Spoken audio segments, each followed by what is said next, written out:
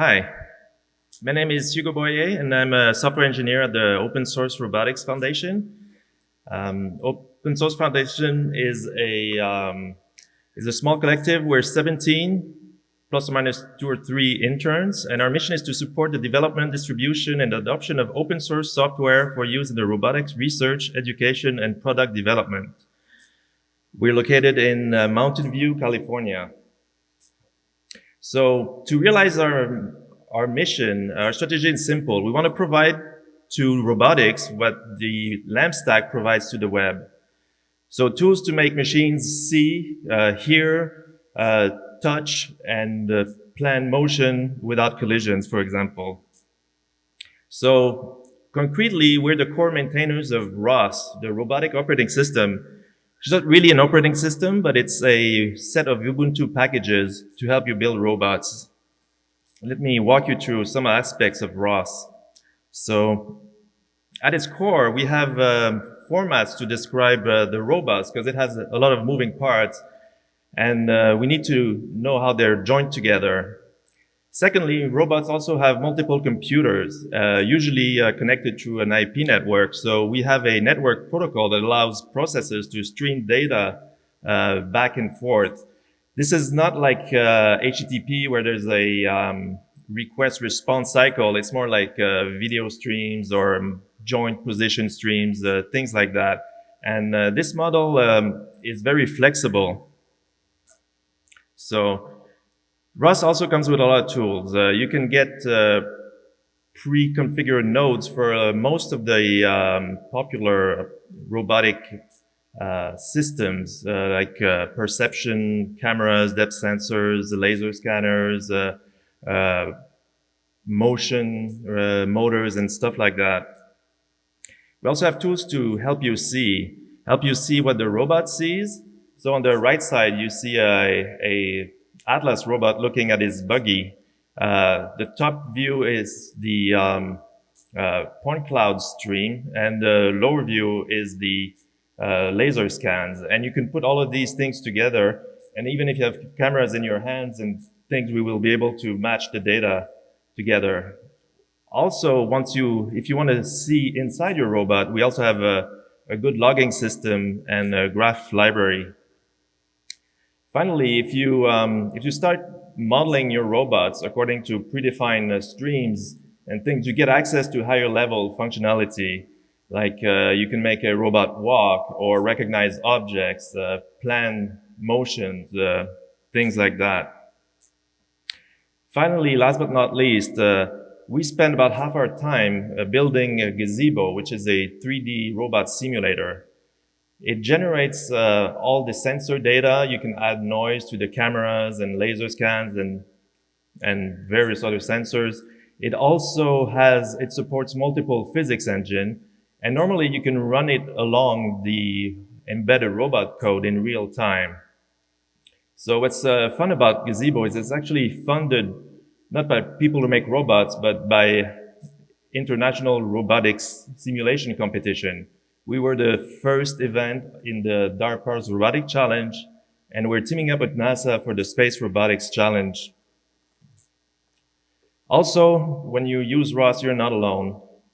We support a variety of different robots. What's hot this year, in my opinion, are walking robots as opposed to rolling robots. Also, self-driving cars, because the whole industry is getting into this. And I also like drones because there's a good DIY community around them at this moment. So we're a mature system. We've been around for 5 years. It was actually started at Willow Garage, from which the Open Source Robotics Foundation spun off in 2012. And we also have a conference. This year is going to be in Hamburg, and happy to say that it will probably be a full house this year. Finally, making robots is difficult. You should be familiar with Linux, C++, and Python, but I do recommend that you take a look at the book Programming Robot with ROS. It was written by our founders, and it's not out yet, so it's still barely out of date. We also have a lot of We also have a few wikis and good tutorials around Gazebo and answer sites that are like Stack Exchange. Oops, sorry. Okay, finally, another thing we do sometimes that we do at the Open Source Robotics Foundation is custom hardware for robots. We always try to ask for the license so we can publish them afterwards, like it is the case for the Sandia hand. However, we're not making products out of that, and I would really like your input to see how we can maybe bridge this gap, because we see it as a kind of a risk. Now I'd like to talk to you about the Robotics Fast Track, which is a funding project by DARPA, which could allow you to fund your next project. So the program manager is Dr. Mark Misiri at DARPA, but the project is handled by BIT Systems, who were also involved in the cyber fast track projects before. At the Robotics Foundation, what we do is we provide the website and we help evaluate each of the proposal. But ultimately, it's DARPA's decision to fund a project or not. So it's a multi-year non-equity financing program. That means it's more like a grant than, let's say, taking VC money, for example. The average is $150,000 over 9 months, so it's kind of short and it's not a lot of money. You also should grant government purpose rights to DARPA on your invention, but you can keep all the intellectual property. Those 2 points, I think, are not really relevant if you're going to do something that's open hardware. The official goals are drive innovations in robotics, do new stuff, develop new technology, enable rapid, cost-effective development of new robot capabilities, achieve breakthrough capabilities in less time and at a fraction of the cost of typical government-sponsored robotic development processes. And they would like to see proposals in all areas of robotics, space, underwater robotics, flying, and even if it's only software, it's okay. So what's interesting is that everybody is kind of eligible. It could be a single person, a small company, you can be out of the US. The idea is that it's a small overhead contract. From the moment you hand in your proposal, you should get a response in less than 1 or 2 months. And it should be fairly simple to get access to the money.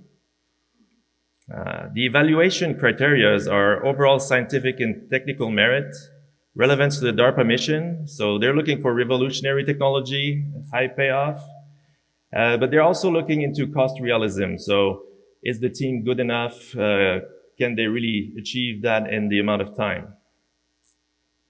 My personal suggestions is we have a template.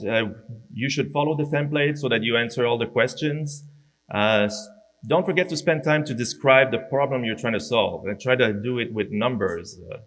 It's often that people want to solve a problem, but they don't really explain exactly what the problem is. Also, how is your solution going to affect the problem? Is it going to solve all of it, half of it? Also, you should focus on robotics. There have been some proposals that are a little too foreign. You should also include a lot of interesting demos. And the novelty aspect is important to DARPA. If you're just looking to create a Uber for drones to solve the selfie problem, then that probably won't be good enough because they're looking for something that's new. So you should try to focus on this aspect. Also, so the numbers, 150K in 9 months, that's what we say. If you ask for more money, the evaluation is going to be harder. If you ask for $1 million, it's probably going to be much more difficult to get. If you should try asking for lower, and it's a little suspicious when people arrive at exactly 150K over 9 months. Finally, we're happy to answer mails about if you have questions, if you want to know if your general idea is fundable or things like that. We don't really take calls because that would make too much work. And you can submit multiple times, and you can also break down into smaller submission a bigger idea. There's been 4 awards so far. I can't go into the details of them, but what I like to point out is that the second one, Inverse Limit, it's a computational vision project, but it's actually made by a collective that operates out of a makerspace. And that's it.